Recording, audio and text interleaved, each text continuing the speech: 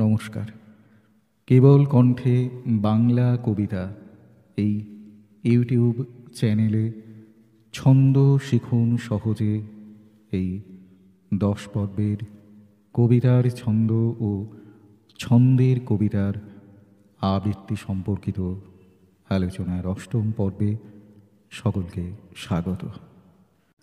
আমরা বিগত 2টি পর্বে মাত্রাবৃত্ত ছন্দ বিষয়ে আলোচনা করেছি। আমাদের এই পর্বের আলোচনার বিষয় অক্ষরবৃত্ত ছন্দ। প্রথমেই আমরা জেনে নেব এই ছন্দটিকে কি কি নামে চিহ্নিত করা হয়। এই ছন্দটিকে আমরা তান প্রধান ছন্দ, অক্ষর মাত্রিক ছন্দ, মিশ্র বৃত্ত ছন্দ, মিশ্র কলাবৃত্ত ছন্দ, জটিল কলামাত্রিক ছন্দ এবং অক্ষর বৃত্ত ছন্দ হিসেবে চিহ্নিত করি। প্রথমে আমরা এই ছন্দের মূল বৈশিষ্ট্যগুলো চিনে নেব। তারপর এই ছন্দটিকে যে সমস্ত নামে ডাকা হচ্ছে সেগুলির সার্থকতা নিয়ে আলোচনা করব। অক্ষরবৃত্ত ছন্দের বৈশিষ্ট্যগুলি হল, এই ছন্দের পর্বগুলি দীর্ঘ হয়, 6 মাত্রার নিচে কোনো পর্বই হয় না। মূল পর্বে 8 বা 10 মাত্রা থাকে, পরের পর্বগুলি 6, 8 বা 10 মাত্রার হয়। শব্দের শেষে হলন্ত অর্থাৎ রুদ্ধদল বা যৌগিক স্বরান্ত অক্ষর থাকলে তাকে 2 মাত্রা ধরা হয়। একাক্ষর শব্দের অক্ষরটিও যদি রুদ্ধদল বা যৌগিক স্বরান্ত হয় তাহলেও দ্বিমাত্রিক হয় এবং অপর যাবতীয় অক্ষর একমাত্রিক। শব্দের গোড়ায় বা মাঝখানে যুগ্ম বা যুক্ত ব্যঞ্জন থাকলেও তার সংশ্লিষ্ট উচ্চারণ হয় বলে একমাত্রা পেয়ে থাকে। এছাড়া শব্দ ধ্বনির অতিরিক্ত একটা সুর বা তান স্পষ্ট হয় এবং লয় অতিশয় ধীর বা মন্থর, এবং এই ছন্দ অসাধারণ শোষণ শক্তি বিশিষ্ট। এবার আমরা এই বৈশিষ্ট্যগুলি আলোচনা করব এবং জেনে নেব এই ছন্দটিকে যে বিভিন্ন নামে চিহ্নিত করা হয় সেই নামগুলির সার্থকতা কোথায়। প্রথমে আসা যাক এই ছন্দটিকে তান প্রধান ছন্দ কেন বলা হয়। এই জাতীয় ছন্দে ধ্বনি প্রবাহের মধ্যে একটা সুরের টান বা তান থাকে, যা অনেক সময় অক্ষর ধ্বনিকেও অতিক্রম করে যায়। এই টানের জন্যই একদিকে যেমন এর স্থিতিস্থাপকতা গুণ আছে, তেমনি এর চরণের যত্রতত্র ছেদ বিন্দু ব্যবহার করলেও মূল ধ্বনি প্রবাহের মাপে কোনো ইতর বিশেষ হয় না। যদিও বিশিষ্ট ছান্দসিক প্রবোধচন্দ্র সেন বলেছেন, যাকে অক্ষরবৃত্ত বলা হয় তাকে আমরা যতটা টেনে আবৃত্তি করি তার চেয়ে অনেক বেশি টেনে আবৃত্তি করি কলাবৃত্ত বা মাত্রাবৃত্ত রীতির ছন্দে। কথা জানিতে তুমি ভারত ঈশ্বর শাহজাহান, কালস্রোতে ভেসে যায় জীবন যৌবন ধনমান। এখানে প্রতি চরণে 2টি করে পর্ব আছে। প্রথম পর্বের মাত্রা সংখ্যা 8 এবং দ্বিতীয় পর্বের মাত্রা সংখ্যা 10। সব স্বরান্ত অক্ষর মাত্রই 1 মাত্রা পেয়েছে। শব্দের গোড়ায় যৌগিক স্বরান্ত অক্ষরও অর্থাৎ যৌ পেয়েছে একমাত্রা, তবে শব্দের শেষে হলন্ত অক্ষর বা রুদ্ধ দলগুলি দ্বিমাত্রিক হয়েছে। এই ছন্দে মুক্ত দলগুলি এক কলামাত্রা বলেই গণ্য হয়, কিন্তু সরল কলাবৃত্তের মতো রুদ্ধ দল সর্বত্র দুই কলা পরিমাণ মাত্রা পায় না। এই রীতিতে শব্দের প্রান্তস্থিত রুদ্ধ দলের প্রসারণ ঘটে ও দুই কলামাত্রা বলে গণ্য করা হয়। একদল শব্দের রুদ্ধ দল শব্দান্ত বলে গণ্য হয় ও দুই কলামাত্রা হিসেবে গণ্য হয়, কিন্তু শব্দের আদি বা মধ্যস্থিত রুদ্ধ দলগুলি সংকুচিত হয়ে এক কলামাত্রার মান পায়। দেখা যাচ্ছে এই রীতিতেও কলাকেই মাত্রা হিসেবে গণা হয়, কিন্তু সরলভাবে নয়। এখানে রুদ্ধ দলের দুই রূপের একত্র সমাবেশ ঘটেছে। এই বিশিষ্টতার জন্যই এই রীতির নাম হয়েছে মিশ্র কলাবৃত্ত বা সংক্ষেপে মিশ্র বৃত্ত। একটি দৃষ্টান্ত দেওয়া যাক। অন্ধভূমি গর্ভ হতে শুনেছিলে সূর্যের আহ্বান, প্রাণীর প্রথম জাগরণে তুমি বৃক্ষ আদি প্রাণ। তা থেকে আমরা দেখতে পাচ্ছি অন্ধ, এখানে অন রুদ্ধদল শব্দের প্রথমে, কাজেই এক মাত্রা, অন্ধ মোট দুই মাত্রা। ভূমি গর্ভ, গর শব্দের মধ্যস্থিত রুদ্ধদল, তাই এটিও এক মাত্রা। শুনেছিলে সূর্যের, সূর্যের দুটি রুদ্ধদল, কিন্তু সুর শব্দের প্রথমে এবং জের শব্দের শেষের রুদ্ধদল, তাই সুর একমাত্রা পাবে, জের এই রুদ্ধদলটি দুমাত্রা পাবে।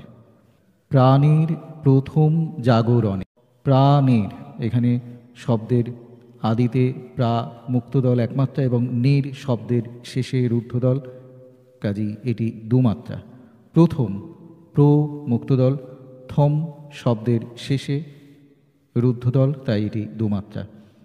এইভাবে আমরা এটির মাত্রা গণনা করলে দেখব যে মাত্রাবৃত্ত রীতিতে যে হিসেবে গণনা করা হয়, অর্থাৎ সেখানে সমস্ত মুক্ত দল একমাত্রা এবং রুদ্ধ দল দুমাত্রা।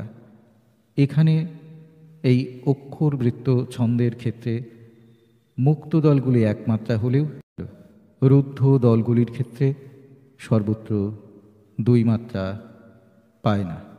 শব্দের প্রথমে থাকলে একমাত্রা, শব্দের শেষে থাকলে দুই মাত্রা এবং একক রুদ্ধদল হলে সেখানে দুই মাত্রা ধরা হয়। এই দুই রীতির মিশ্রণের জন্যই আমরা অক্ষরবৃত্তকে মিশ্র কলাবৃত্ত বা সংক্ষেপে মিশ্র বৃত্ত বা জটিল কলামাত্রিক ছন্দ বলি। এবার আমরা আসব এই ছন্দটিকে অক্ষরবৃত্ত কেন বলা হয় সেই আলোচনায়। এই ছন্দে দৃষ্টিগ্রাহ্য অক্ষরকেই মাত্রা গণনার একক রূপে গ্রহণ করা হয়, তাই বলা হয় অক্ষরবৃত্ত।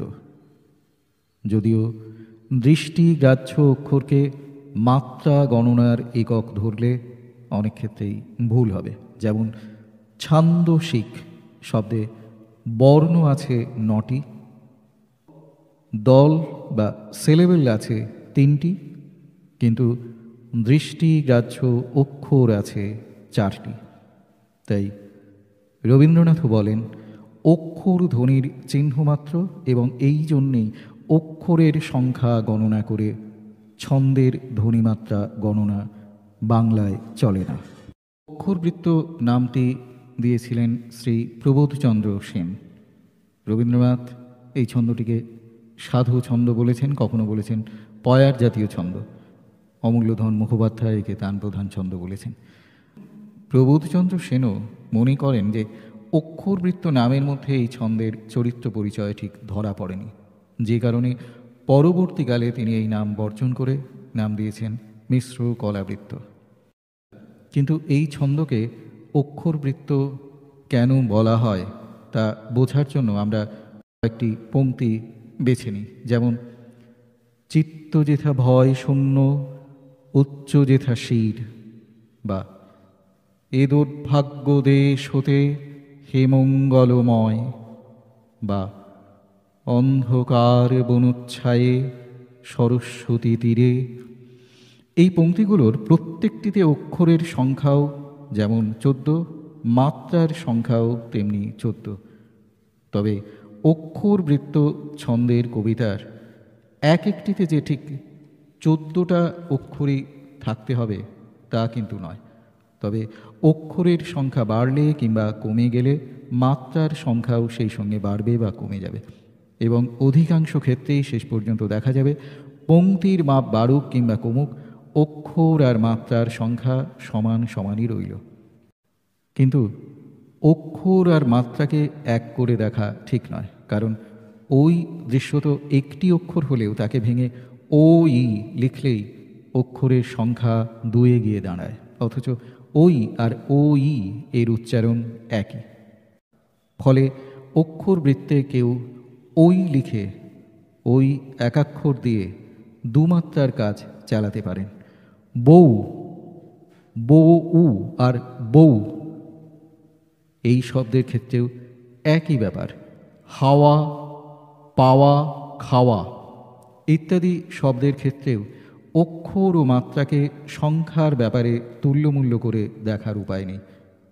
এই সমস্ত শব্দের ওয়া অংশে যদিও 2টি অক্ষর, কার্যত সেই অক্ষর দুটিকে এক মাত্রার হিসেবেই ধরা হয়। এছাড়া আমরা 4 অক্ষরের সমবায়ে লিখি তো মা রই, আমারই, কিন্তু উচ্চারণ করি তো মারি, আমারি। 3 অক্ষরের সমবায়ে লিখি সবই, কিন্তু উচ্চারণ করি সবই। ধ্বনির আয়তনের বিচারে 2 অক্ষরের ছবির সঙ্গে তার কোনো ফারাক নেই। অক্ষর দেখে মাত্রা গুনতে হলে আরও নানা সমস্যার তৈরি হয়। কবি নীরেন্দ্রনাথ চক্রবর্তী বলেন, ছন্দের ব্যাপারে আসলে ধ্বনিটাই প্রধান কথা, অক্ষরটা নয়। অক্ষরের চাইতে ধ্বনি বড়। অক্ষর আসলে ধ্বনিরই একটা দৃশ্যরূপ মাত্র। আসলে যা ধর্তব্য তা হচ্ছে ধ্বনি। তাই চোখের নয়, কানের রায় শিরোধার্য। তাই অক্ষরবৃত্তের লাইনে 4 অক্ষরের শব্দ কলকাতা, এটি অক্লেশে 3 মাত্রা হিসেবে চালানো যায়, কেননা কান তাকে ক লয় কয় আকার তয়াকার কলকাতা বলে জানে। 5 অক্ষরের শব্দ খিদিরপুরকে চালানো যায় 4 মাত্রা হিসেবে, কেননা কানের কাছে সে খিদিরপুর। অক্ষরবৃত্ত ছন্দের এ একটা মস্ত সুবিধে, যেখানে সম্ভব শব্দকে সেখানে অক্ষরের তুলনায় কম মাত্রার মাসুল দিয়ে তরানো যায়। ছন্দের ভারসাম্য তাতে নষ্ট হয় না। কবি নীরেন্দ্রনাথ চক্রবর্তীর একটি দৃষ্টান্ত আমরা এখানে নিতে পারি। 4 জন হাড় গিলে ছোকরা ঘুরবার বাতিকে কাতরাতে কাতরাতে চলল হাত রাশের দিকে। এই লাইন দুটির প্রত্যেকটিতে অক্ষরের সংখ্যা আমরা দেখছি 18, কিন্তু তা সত্ত্বেও এটি 14 মাত্রার লাইন হিসেবে চলতে পারে। তার কারণ চোখে যে রকম চেহারাই দেখি না কেন, কানের কাছে সংকুচিত হয়ে তা গিয়ে এই রকম চেহারা নেয়। 4 জন হাত গিলে ছোকরা ঘুরবার বাতিকে কাতরাতে কাতরাতে চলল হাতরাসের দিকে। তাহলে আমরা বলতে পারি ছন্দের ব্যাপারে অক্ষর বস্তুটা কিছু নয়, সে ধ্বনির প্রতীক মাত্র, এবং ধ্বনিটাই হচ্ছে একমাত্র ধর্তব্য বিষয়। এবার আমরা এই অক্ষরবৃত্ত ছন্দটির আরেকটি বৈশিষ্ট্যের প্রসঙ্গে আসি। এই ছন্দ অসাধারণ শোষণ শক্তি বিশিষ্ট। স্থিতিস্থাপকতা বা ভার বহন ক্ষমতা বা ভার শক্তি এই ছন্দের সবচেয়ে বেশি। মুক্ত দলগুলিকে রুদ্ধ দলে পরিণত করা হলেও এই ছন্দের চরিত্রগত পরিবর্তন হয় না। যেমন পাখি সব করে রব, রাতি পোহাইল, কাননে কুসুম কলি, সকলই ফুটিল। এখানে রুদ্ধ দলের সংখ্যা খুবই কম।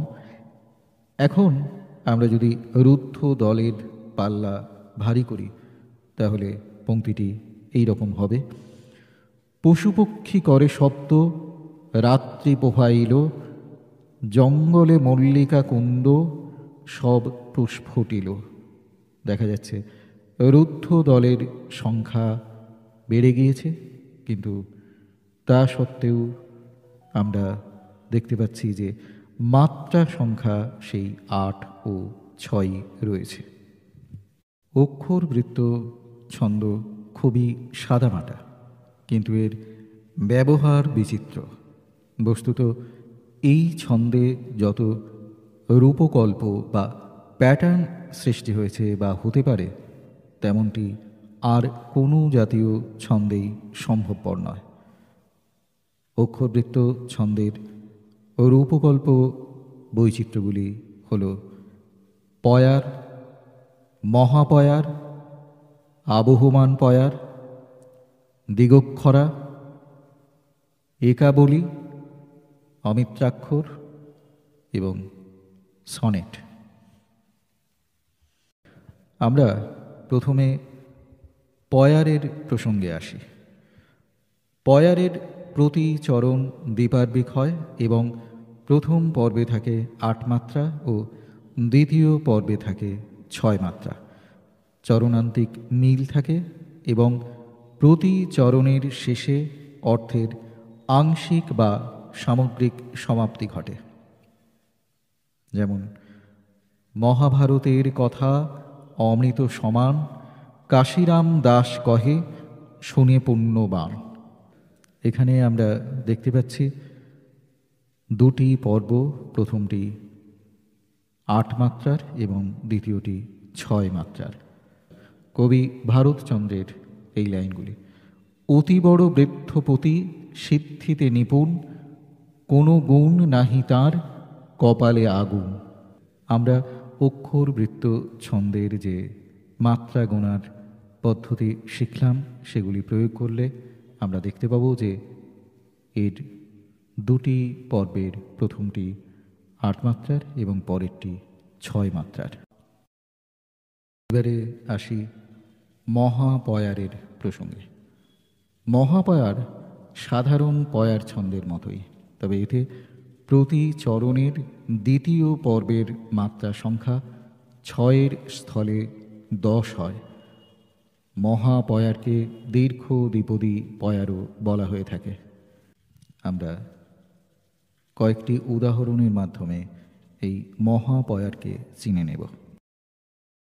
গোষ্ঠে যবে সন্ধ্যা নামে, শ্রান্ত দেহে স্বর্ণাঞ্চল টানি, তুমি কোনো গৃহপ্রান্তে নাহি জালো সন্ধ্যা দীপখানি।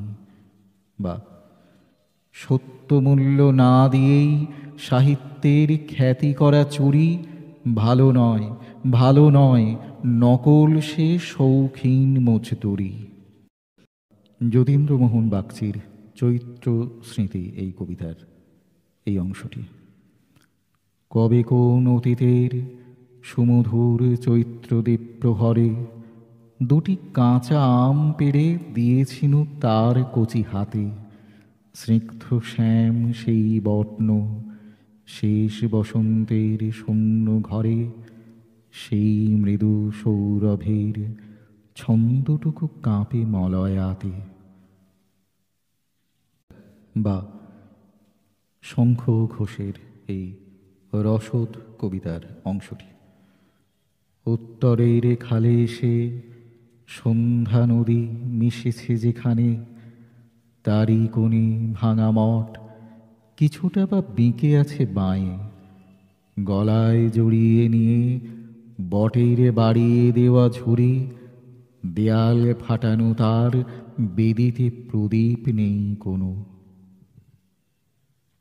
বা শঙ্খ ঘোষের আধভাঙা সেতু কবিতাটি।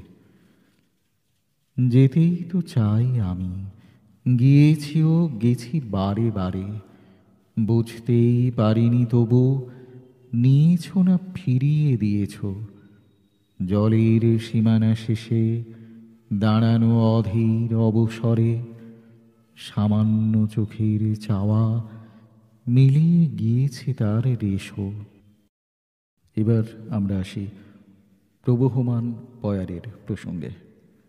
পয়ার বা মহাপয়ারের সঙ্গে প্রবহমান পয়ারের একমাত্র প্রভেদ হল প্রবহমান পয়ারে প্রতি চরণের শেষে অর্থের বা ভাবের আংশিক অথবা সাময়িক সমাপ্তি ঘটা অনিবার্য নয়। ভাব খুশিমতো চরণ থেকে চরণান্তরে প্রবাহিত হয়ে চলে। উদাহরণ দেখা যাক।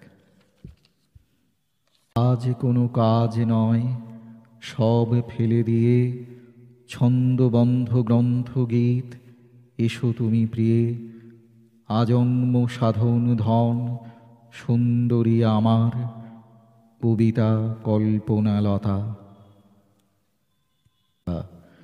মোহিতলাল মজুমদারের চৈত্র রাতে কবিতাটির কয়েকটি পংক্তি। আসিয়াছে চৈত্র রাতি, সাথে তার জ্যোৎস্না জাদু করি, স্বপ্ন আছে নিদ্রা নাই, যৌবনের সেই রূপ কথা চমকিয়া সরি শুধু, চমকিয়া উঠে পান্থ যথা, মৃদুগন্ধে দূর বনে ফোটে বুঝি নেবুর মঞ্জুরি। ফুলের এই কবিতার অংশটি। দুঃসহ লাঞ্ছনা বহি পদাহত শিরে, আর কত কাল তুই বল বাঁচিবি রে, ভাগ্যহত বাঙালি সন্তান, কতকাল অবনত রাখিবি রে তোর দগ্ধ ভাল। এবার এই পয়ার প্রসঙ্গে কয়েকটি কথা বলা দরকার। পয়ার প্রাচীন বাংলা সাহিত্যের দান, আর মহাপয়ার আধুনিক যুগের। প্রাচীন ও মধ্যযুগের বাংলা কাব্য প্রধানত মিশ্র বৃত্তরীতির পয়ার ছন্দে রচিত, এবং অন্য রীতির পয়ার প্রায় অনুপস্থিত থাকায় ধারণা হওয়া স্বাভাবিক যে পয়ার একমাত্র অক্ষর বৃত্তে বা মিশ্র বৃত্তে রচিত হয়। কিন্তু ব্যাপারটি আসলে তা নয়। দ্বিপদী যেমন সব রীতিতে লেখা হয়, পয়ারও তেমনি সব রীতিতেই রচিত হয়। আসলে পয়ার আলাদা কোনো ছন্দ নয়, ছন্দের বাঁধনেরই একটি রকম ফের মাত্র। বিভিন্ন রীতিতে রচিত পয়ারের কয়েকটি উদাহরণ দেখি। দলবৃত্ত ছন্দে লেখা পয়ার। নীলের কোলে শ্যামল সেদীপ প্রবাল দিয়ে ঘেরা, শৈল চূড়ার নীড়ে বেঁধেছে সাগর বিহঙ্গেরা। বাণিজ্যে বসতে লক্ষ্মীর এই লাইনে আমরা দেখছি স্বরবৃত্ত ছন্দের মাত্রা গণনা রীতিতে হিসাব করলে আমরা দেখব যে প্রথম পর্বটি 8 মাত্রার এবং পরেরটি 6 মাত্রার। মাত্রাবৃত্ত ছন্দে লেখা এই পয়ারের পংক্তি কটি। নন্দিত কণ্ঠের হাস্যের রোল, অম্বর তলে দিল উল্লাস দোল। এখানে আমরা মাত্রাবৃত্ত ছন্দের করে হিসাব করলে দেখব যে এটি 8-6 দুটি পর্বের মাত্রাবৃত্ত ছন্দে লেখা পয়ার। আমরা আসি একাবলী বা একপদীর প্রসঙ্গে। একাবলী বা একপদী ছন্দে প্রতি চরণের মাত্রা সংখ্যা মোট 11। প্রত্যেক চরণ 2 পর্বে বিভক্ত থাকে। তার মধ্যে মূল পর্বে থাকে 6 অথবা 8 মাত্রা, এবং দ্বিতীয় পর্বটি অপূর্ণ এবং তা মূল পর্বেরই অন্তর্ভুক্ত বলে গণ্য হয়ে থাকে। যেমন বড়র পিরিতি বালির বাঁধ, ক্ষণে হাতে দড়ি, ক্ষণেকে চাঁদ। এখানে প্রথম পর্বটি অক্ষরবৃত্ত ছন্দের রীতি অনুযায়ী গণনা করলে দেখব 6 মাত্রা এবং পরের পর্বটি 5 মাত্রা। অক্ষরবৃত্ত ছন্দের আরেকটি প্রকার দিগক্ষরা ছন্দ। দিগক্ষরা ছন্দের চরম সাধারণ পয়ারের মতোই দ্বিপার্বিক হয়, তবে প্রতি পর্বের মাত্রা সংখ্যা 10 থাকে। যেমন রাত্রি যবে হবে অন্ধকার, বাতায়নে বসিও তোমার। এখানে প্রথম পর্ব 10 মাত্রার, পরের পর্ব 10 মাত্রার। আমরা পরের পর্বে এই অক্ষরবৃত্ত ছন্দের অন্য রূপকল্প বা প্যাটার্নগুলি, মানে অমিত্রাক্ষর ছন্দ, গৈরিশ ছন্দ, সনেট, মুক্তক ছন্দ ইত্যাদি বিষয়ে জানব। এই পর্বে এবার এই অক্ষরবৃত্ত ছন্দে লেখা কবিতার আবৃত্তি নির্মাণ করতে গেলে ছন্দ সম্পর্কিত যে বিষয়গুলি স্মরণে রাখতে হবে সে বিষয়ে কিছু বলবো।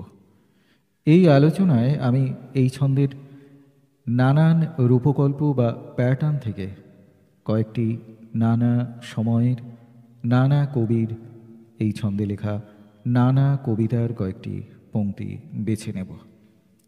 প্রথমে রবীন্দ্রনাথ ঠাকুরের এই সুপরিচিত কবিতার লাইন কটি। বৈরাগ্য সাধনী মুক্তি সে আমার নয়, অসংখ্য বন্ধন মাঝে মহানন্দময় লোভিব মুক্তির স্বাদ। এখানে আমরা অক্ষরবৃত্তের যে রীতি জানলাম সেই রীতি অনুযায়ী মাত্রা গণনা করলে দেখব বৈরাগ্য 3 মাত্রা, সাধনে 3টি মুক্তদল 3 মাত্রা, মোট 6 মাত্রা। মুক্তি, মুখ শব্দের আদিতে রুদ্ধদল 1 মাত্রা, তি মুক্তদল 1 মাত্রা। সে মার নয়, সে 1 মাত্রা, 1 মাত্রা এবং মার শব্দের শেষের রুদ্ধদল, তাই 2 মাত্রা। নয় তো একক রুদ্ধদল, তাই 2 মাত্রা। তাহলে সে মার নয়, মোট 6 মাত্রা। আমরা প্রতি একক সময়ে যদি বিট বা তালি দিয়ে এই ছন্দটি বোঝার চেষ্টা করি তাহলে এই 1 মাত্রা এবং 2 মাত্রার বিষয়টি এইভাবে আমরা দেখাতে পারি। বৈরাগ্য সাধনে মুক্তি সে আমার নয়, অসংখ্য বন্ধন মাঝে মহানন্দময় লোভিব মুক্তির স্বাদ। আমরা যখন এই কবিতাটির আবৃত্তিরূপ নির্মাণ করব তখনও মূল এই বিষয়টি মাথায় রেখেই আমরা আবৃত্তি করার চেষ্টা করব। বৈরাগ্য সাধনী মুক্তি সে আমার নয়, অসংখ্য বন্ধন মাঝে মহানন্দময় লোভিব মুক্তির স্বাদ। এই বসুধার মৃত্তিকার পাত্রখানি ভরি বারম্বার তোমার অমৃত ঢালি দিবে অবিরত নানা বর্ণ গন্ধময়। অর্থাৎ যেখানে শব্দের শেষের রুদ্ধদল সেখানে আমরা ওই রুদ্ধদলটিকে 2 মাত্রা নিয়ে উচ্চারণ করছি, কিন্তু যেখানে শব্দের মধ্যে বা আদিতে রুদ্ধদল আছে সেখানে আমরা 1 মাত্রা বা 1 একক সময় নিয়ে উচ্চারণ করছি। এবার শঙ্খ ঘোষের একটি কবিতা অজনী সম্ভব এই কবিতার আবৃত্তিতে আসে। কে পাগল গান বাঁধে, কে প্রহর জাগায় তোমার, অসুখী গাছের ডালে বেঁধে দেয় মৃদু লজ্জাবতী, কে তোর অরণ্য ধরে টান মারে কোন বেসামাল, বলে এই কালে রাত্রে আমরা সব অসৎ অসতী। এখানেও কে পাগল গান বাঁধে একটি পর্ব, আমরা মাত্রা গণনা করলে দেখব 8 মাত্রার। পরের পর্বটি কে প্রহর জাগায় তোমার, কে প্রহর, প্রহর 3 মাত্রা, কে 1 মাত্রা 4 মাত্রা, যা গায়, যা 1 মাত্রা, গায় শব্দের শেষে রুদ্ধতল 2 মাত্রা 3 মাত্রা, তো মার একইভাবে 3 মাত্রার। তাহলে কে প্রহর জাগায় তোমার এই পর্বটি 10 মাত্রার। এবং আমরা পড়তে গিয়ে যেখানে যেখানে ছেদ দেওয়ার কথা সেইভাবে ছেদ দিয়ে আবৃত্তি করলে আমরা দেখব যে সমস্ত কবিতাটি প্রথম পর্বটি 8 মাত্রা নিয়ে এবং পরেরটি 10 মাত্রা নিয়ে। রবীন্দ্রনাথ ঠাকুরের কাব্যনাট্য গান্ধারীর আবেদনের এই লাইন কটি। অধর্মের মধুমাখা বিষ ফল তুলি, আনন্দে নাচিছে পুত্র, স্নেহ মোহে ভুলি সে ফল দিও না তারে ভোগ করিবারে, কেড়ে লও ফেলে দাও কাঁদাও তাহারে। এখানে আমরা মাত্রা গণনা করলে দেখব অধর্মের মধুমাখা 8 মাত্রা, বিষ ফল তুলি 6 মাত্রা, এবং প্রত্যেকটি লাইন এভাবেই 8-6 ছন্দে লেখা। এই অংশটিও যদি আমরা বিট দিয়ে দেখাই তাহলে এই রকম হবে। অধর্মের মধুমাখা বিষ ফল তুলি, আনন্দে নাচিছে পুত্র, স্নেহ মোহে ভুলি সে ফল দিও না তারে ভোগ করিবারে, কেড়ে লও ফেলে দাও কাঁদাও তাহারে। আমরা বিট দিয়ে মুক্ত দলে 1 মাত্রা এবং রুদ্ধ দলের শব্দের শেষে হলে 2 মাত্রা বা একক রুদ্ধ দলে 2 মাত্রা, এই বিষয়টি বোঝার চেষ্টা করলাম। কিন্তু আবৃত্তি যখন করব এই ছন্দের মূল বিষয়টি মনে রেখে আমরা আবৃত্তির বিভিন্ন প্রকরণগুলি মেশানোর চেষ্টা করব।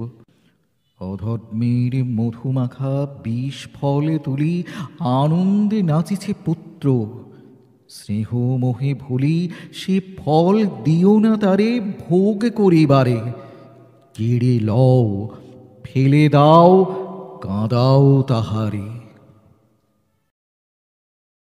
আমরা যদি এই সময়ের বিষয়টি শব্দের মাত্রা গণনা করে বোঝার চেষ্টা করি তাহলে দেখব অধর্মের, অ মুক্তদল 1 মাত্রা, ধর 1 মাত্রা, মের, মের এখানে শব্দের শেষের রুদ্ধদল